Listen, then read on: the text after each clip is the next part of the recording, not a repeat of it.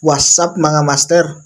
Samahan niyo ako mga master, libutin natin ang Porac, Pampanga kung saan nakatira ang ating mga kapatid na ita. May nakapagsabi kasi mga master, dito daw matatagpuan yung magagandang paliguan. Kaya mga master, pinuntahan natin agad-agad mga master. At di nga tayo nabigo mga master. Kaya mga master, nilusong na natin yung ilog.